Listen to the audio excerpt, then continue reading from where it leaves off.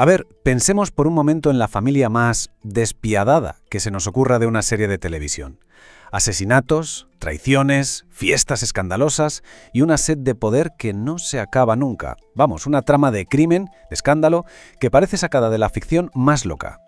Y ahora, la vuelta de tuerca. Imaginen que el patriarca de esa familia no es un capo de la mafia, no, es el Papa, el mismísimo vicario de Cristo en la tierra. Y no, esto no es una serie, esto fue real. Bienvenidos a este análisis de la familia más infame de la historia del papado, los Borgia. Estamos hablando de finales del siglo XV, una familia de origen español que literalmente compró, conspiró y se abrió paso a cuchilladas hasta llegar al trono de San Pedro. Y una vez allí, convirtieron el Vaticano en su cortijo particular y a toda Italia en su tablero de juego. Actuaban con la misma frialdad y crueldad que un cártel moderno, de verdad. Muy bien, vamos a meternos de lleno en esto. La gran pregunta es, ¿fueron los Borgia los monstruos que la historia nos ha contado? ¿Eran una anomalía diabólica? ¿O simplemente fueron los jugadores más listos, los más eficaces, en el juego más sucio que existe, la lucha por el poder en la Italia del Renacimiento? Y claro, toda historia tiene un principio. Y esta empieza con el patriarca, un hombre con una ambición sin límites y con un solo objetivo en mente: hacerse con el premio gordo, con el puesto más alto de la cristiandad. Hablemos del protagonista de esta historia, Rodrigo Borgia, un cardenal español que llevaba ya décadas en Roma. ¿Y qué hacía?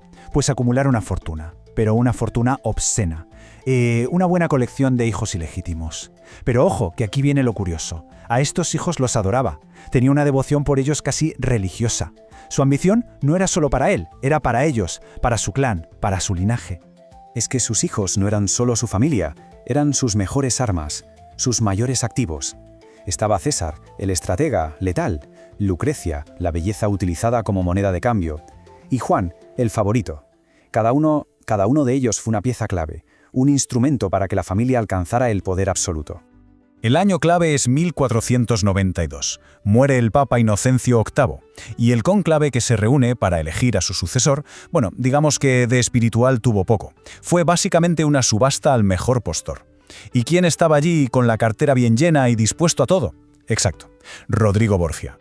La pregunta es, ¿cómo lo hizo? Pues muy fácil. Sobornando a todo el que se le puso por delante. Prometió cargos, regaló palacios y, atención a esto, envió mulas cargadas de plata para comprar los votos que le faltaban.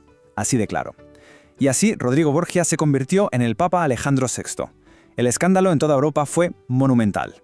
El trono de San Pedro estaba oficialmente a la venta. Pero a ver, entendamos el objetivo final. A Alejandro VI el poder espiritual le importaba más bien poco. Su verdadera obsesión era otra, su dinastía. Su plan era usar el inmenso poder de la Iglesia para crear un reino hereditario para la familia Borgia, justo en el corazón de Italia. Quería unificar todos esos territorios caóticos de los estados pontificios bajo un único control, el suyo, el de su familia. Claro, para un plan tan ambicioso se necesitan armas. Y no hablo solo de espadas y cañones, hablo de armas humanas, mucho más letales. Y aquí es donde entran en juego sus hijos, César y Lucrecia. Vamos a ver cómo se convirtieron en las herramientas perfectas para ejecutar su gran estrategia. César Borgia, ¡qué personaje! Es que es una de las figuras más fascinantes y a la vez más aterradoras de todo el Renacimiento. Su padre lo nombró cardenal, pero a él la sotana le quedaba pequeña, se le notaba. Y entonces ocurre algo. Su hermano Juan es asesinado misteriosamente. Muchos dedos señalaron a César. Poco después hizo algo sin precedentes. Se convirtió en la primera persona en la historia en renunciar a ser cardenal. Colgó los hábitos, cogió una espada y se hizo general. Y como general, su método era tan brillante como cruel. Conquistaba ciudades, eliminaba a sus rivales con una eficacia que daba miedo. Usaba la fuerza bruta cuando era necesario y el engaño más astuto cuando le convenía. De hecho, fue tan efectivo que se convirtió en la inspiración directa para un libro que lo cambiaría todo, El Príncipe de Maquiavelo. Vamos, el manual definitivo sobre cómo conseguir el poder y mantenerlo, a cualquier precio. Y por otro lado tenemos a Lucrecia. La leyenda negra la pinta como una femme fatal, una envenenadora, pero la realidad, si la analizamos bien, es mucho más trágica. Lucrecia fue en realidad el peón de oro en el tablero de ajedrez de su familia. Una mujer increíblemente culta, guapísima, sí, pero su padre y su hermano la utilizaron sin ningún tipo de piedad para sus propios fines políticos. Es que su vida fue un negocio, una sucesión de transacciones políticas. Su primer matrimonio, por ejemplo, lo anularon con la excusa humillante de que su marido era impotente. ¿Por qué? Porque ya no les servía políticamente. Su segundo marido, al que parece que ella sí llegó a querer, fue asesinado, brutalmente asesinado. ¿Y quién dio la orden? Pues todo apunta a su propio hermano, a César, porque esa alianza ya no era útil. Lucrecia era, en esencia, una princesa atrapada en una jaula de oro. Claro, con tanto poder acumulado, con tanta crueldad, era inevitable. La Roma de los Borgia se convirtió en un nido de rumores, de historias terribles. Se fue creando esa leyenda negra que ha llegado hasta nuestros días. Y, como es lógico, un imperio construido sobre la figura de una sola persona estaba destinado a tener un final igual de abrupto que su ascenso. Se contaban cosas terribles. Se hablaba de orgías salvajes en el mismísimo Vaticano, como el famoso banquete de las castañas. Se susurraba sobre un veneno secreto, la cantarela, que usaban para eliminar a cardenales ricos y quedarse con sus fortunas. E incluso los rumores más oscuros, los que hablaban de incesto. ¿Qué es verdad y qué es propaganda? Es que es casi imposible saberlo. Tenían tantos enemigos y tan poderosos que separar el grano de la paja es una tarea titánica. Y esto nos lleva a la gran pregunta, a la pregunta del millón. ¿Fueron los Borgia una especie de anomalía monstruosa?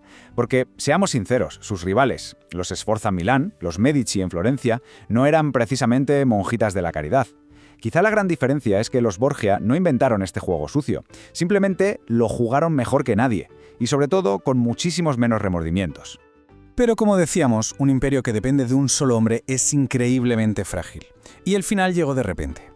En el verano de 1503, tanto el Papa como César caen gravemente enfermos. Probablemente fue malaria. El Papa Alejandro, que ya era mayor, no lo superó. Murió. Y sin el patriarca, sin el jefe del clan, todo el imperio que habían levantado se vino abajo. No en años, en semanas.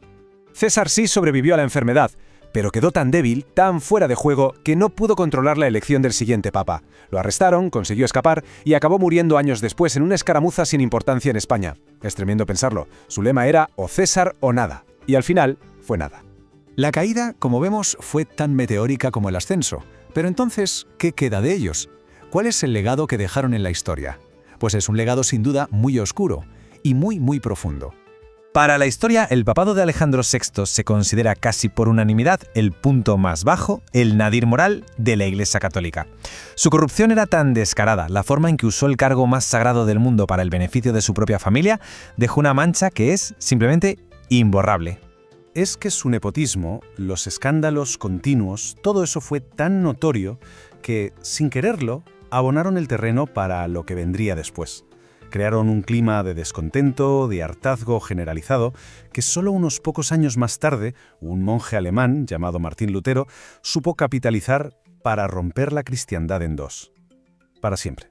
Y así llegamos al final, con una pregunta que queda en el aire. La historia de los Borgias es el ejemplo perfecto de que el poder absoluto corrompe absolutamente, sí. Pero también nos obliga a pensar, ¿fueron ellos una excepción? ¿Un caso único de maldad? ¿O son en realidad el reflejo más honesto, más brutal de cómo funciona el poder en cualquier época? La respuesta, quizá, no dice tanto sobre ellos como sobre la propia naturaleza humana.